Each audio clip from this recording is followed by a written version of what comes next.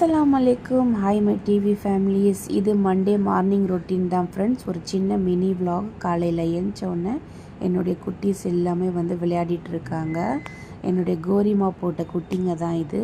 Morning எழுந்தோடனே இவங்க விளையாடுறது பார்த்தாலே ஒரு ரிலாக்ஸ் செக்ஷனாக இருக்கும் ஃப்ரெண்ட்ஸ். அதுக்கப்புறமா எனக்கு 2 டேஸாக கொஞ்சம் உடம்பு சரியில்லை. ஸ்டொமக் பெயின் ஃபீவராக இருந்துச்சு. அதனால் சரியாக வீடியோ போட முடியல. கொஞ்சம் அட்ஜஸ்ட் பண்ணிக்கோங்க. இன்றைக்கி மார்னிங்கும் கொஞ்சம் டல்லாக தான் இருந்துச்சு உடம்பு.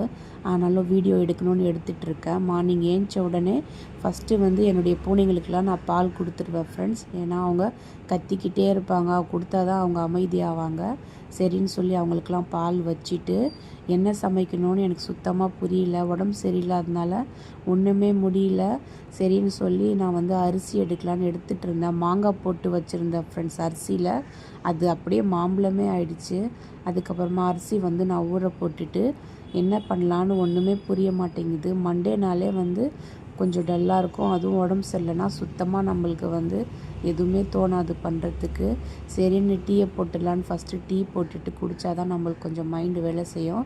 2 பேருக்கும் டீ போட்டாச்சு. முட்டை பாயில் பண்ண போட்டுட்டேன் ஃப்ரெண்ட்ஸ். சாப்பாடும் ரெடி ஆகிட்டுருக்கு. என்ன சமையல் செய்யலான்னா டக்குன்னு செய்கிற மாதிரி சிம்பிளான ஒரு ரெசிபி தக்காளி தொக்கு.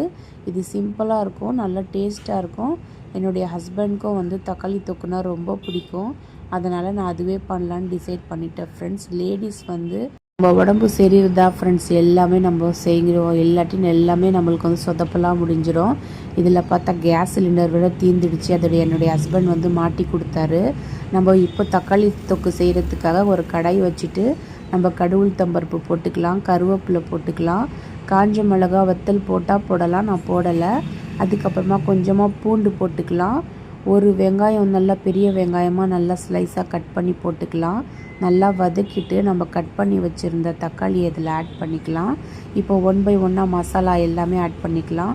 உப்பு சேர்த்துக்கலாம், மஞ்சத்தூள், வெறும் மிளகாத்தூள் கொஞ்சமாக, குழம்பு மிளகாத்தூள், தனியாத்தூள் எல்லாமே போட்டுட்டு நல்லா கலந்து விட்டுட்டு சிம்மில் வச்சிடணும். அவ்வளோதான் வேலை. இதில் கொஞ்சம் கூட தண்ணி நம்ம சேர்க்கவே கூடாது. அந்த தக்காளியே தண்ணி விட்டு அதுவே வெந்து வரும். கொஞ்சம் ஒரு 5 minutes கழித்து நம்ம ஓப்பன் பண்ணோன்னா இந்த அளவுக்கு வெந்திருக்கும். இன்னும் கொஞ்சம் மூடி வச்சிடலாம். நல்லா தக்காளி தொக்கு எண்ணெய் பிரிஞ்சு இந்த மாதிரி ரெடி ஆகிட்டு வந்துச்சு.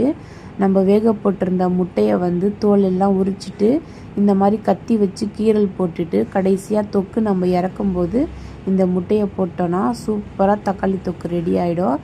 இது சப்பாத்தி, இட்லி, தோசை எல்லாத்துக்கும் சாப்பிட்லாம். ரொம்ப டேஸ்ட்டாக இருக்கும், சூப்பராக இருக்கும் ஃப்ரெண்ட்ஸ். ட்ரை பண்ணுங்கள். வீடியோ பிடிச்சிருந்தா லைக் பண்ணிவிடுங்க.